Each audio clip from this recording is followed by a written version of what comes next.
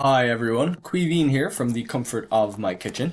In today's video, we are going to take a look at some deep sky objects. We have taken a look at some deep sky objects in the past here. Deep sky objects are just objects outside of our solar system. Really, all of the stars are deep sky objects, but we don't really think of them as objects generally. They're stars.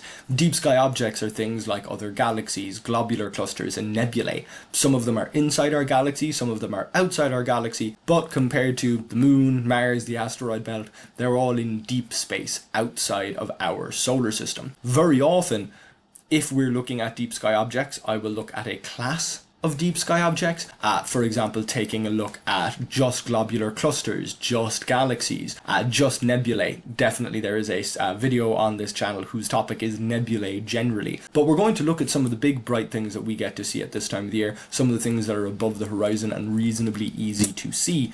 And with Stellarium, these things are highlighted earlier if they're easier to see. So this is what's getting highlighted based on our view inside a city similar to Cork, and we can already see how there is definitely a pattern here. We're seeing a lot more things along the line of the Milky Way than outside of the Milky Way. There's simply more stuff to see when we're looking into our galaxy. Rather than jumping out to the countryside, we'll get rid of the atmosphere, and you can see even though there is now a lot more, we can see a globular cluster there that is way off of the line of the Milky Way.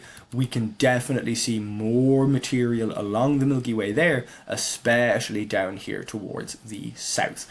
But we're going to hop back into the city because I do want to concentrate on things that are reasonably easy to see. We're going to move a little bit later at night.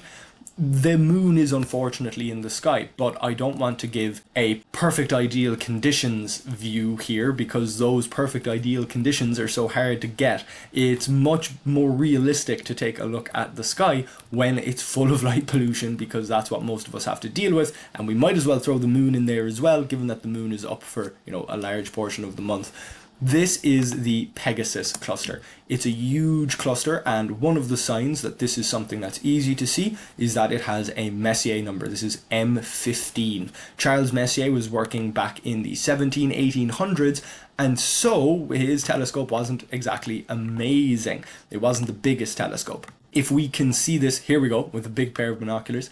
If Charles Messier could see this way back in the 1600s with the kind of telescope he had access to, there's a good chance you'll get to see it as well with the kinds of telescopes that we have access to in the modern day. So we can see here, using a reasonably small telescope, if your telescope is too small, something diffuse like this, and this is sort of a diffuse cluster of stars, you can see it's brighter in the middle, but it gets fuzzy around the edges. To see this kind of fuzziness, you do need a reasonable amount of magnification. So we are using a small telescope here, but with a good eyepiece and these extra Barlow lenses. If we get rid of those and go down to a smaller eyepiece, I'll get rid of that marker just to make it easier. It's there as a fuzzy blob, but it's hard to tell with a smaller telescope that this is different from a galaxy. It's a lot easier to see. This is a lot closer to us than any other galaxies. These globular clusters, they are generally around the Milky Way, although globular clusters have been seen around other galaxies as well. So this is the Pegasus Cluster.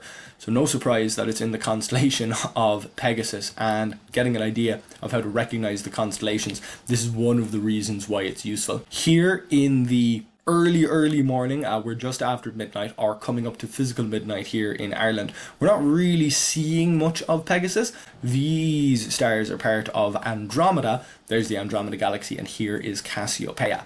So if we get rid of the hints, which are of course very useful, we do know that this is Cassiopeia pointing down to the Andromeda Galaxy, and the Andromeda Galaxy is in the constellation of Andromeda. Andromeda shares one of its last stars with the constellation of Pegasus, so we know that this over here roughly must be Pegasus, so the Pegasus Cluster is just up here. If we bring up the lines of the constellation, so we can see this is the square of Pegasus, the bottom of it is just coming over the horizon down there, and over here this is the head of Pegasus leading off into another constellation. So of course it's very hard to recognize. If we go a little bit later in the morning and leave that other star get above the height where the atmosphere is extincting it, Now we've got a much better view of Pegasus, and if memory serves, the Pegasus globular cluster should be just over here. It is tricky to spot. There we go, just over there. It is tricky to spot where it is in the city. Unlike the Andromeda Galaxy, even if you are in the countryside, you are not going to see it with the naked eye.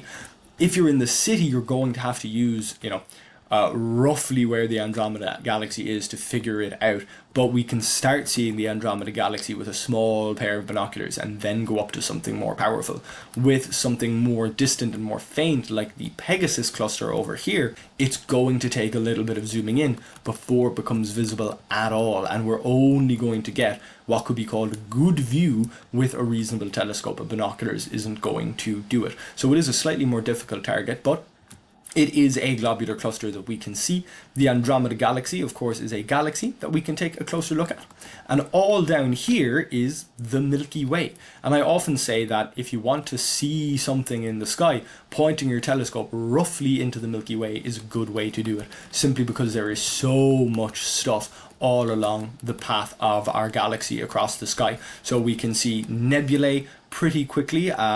These are the star forming regions. The Lagoon Nebula is what I would call this region of the sky. Herschel 36, I believe, is actually the cluster of stars that's in there. Different kind of cluster. I don't think it's a globular cluster. I think it is just a group of stars, more like the open cluster we'd see in the Pleiades. There's the Trifid Nebula just nearby as well. I did mention in the previous video where we took a look at the Virgo cluster of galaxies, of which our galaxy and Andromeda, we're part of the Virgo supercluster, along with the galaxies that are in the Virgo cluster. But I mentioned that pointing your telescope into the sky without really knowing what you're looking at or what you're looking for, that can make it hard to see, to actually find things in the sky. You could be panning around empty space for quite a while before you hit on something. But you are less likely to run into that issue of panning around empty space if you have, first off, a wide field of view, but also if you're looking into the Milky Way galaxy. So I've taken away the very wide field of view. We're starting to see some fuzziness there. If we turn on our labels, those are some objects, some clusters. If we keep looking around, just trying to roughly follow the Milky Way up the sky, every now and again, of course, it's easy to get lost. Yeah, we're still roughly pointing at the Milky Way. We'll try and take a look at anything in here. There's plenty of dark nebulae in the Milky Way, and there's a cluster of stars. So just by wiggling around a little bit, we found something interesting there. There we go. There's the Lagoon Nebula. The Trifid Nebula is a little up and a little over. So there it is, a little higher and a little to the right or to the west, a little further north and a little further to the west. Just by moving through the Milky Way galaxy, as long as you pull back and check. Here's the Sagittarius starfield. As long as you pull back and check that you are pointing at the Milky Way galaxy every now and again. Oh, there's some dark nebulae blocking out light from the Sagittarius starfield. So another interesting thing you can see. And I am just here. I think this is the Flame Nebulae. Of course, nebulae. This is the Omega Nebula. You can kind of see a bit of a loop there, maybe like an omega, but of course a lot of these names, they don't match up with the look of the galaxy or the look of a nebula anymore. A lot of these things were named with far worse telescopes being used, giving far fuzzier views. I hope you get a chance to do this. I hope you get to see some of the interesting things that were pointed out in this short trip. And of course, all of this is from a city sky with all of the light pollution that brings. So this would be even easier if you were out in a countryside sky without any light pollution getting in your way. There'd of course be a lot more stars to see, but any faint traces of nebulae will stand out a little bit easier as well. And we can see the different brightnesses of stars there. We can see plenty of faint background stars, and then occasionally these much brighter stars coming out. Of course, a lot of the faint stars are closer to us than the brighter stars, and it's just down to the quality of the stars that we see them. But of course, that's something we can maybe take a look at another time. We'll do one more dive into the core of the Milky Way here from the countryside. Having a quick look around, there's some globular clusters. We'll keep panning around here. I'm not sure if that's the Sagittarius starfield.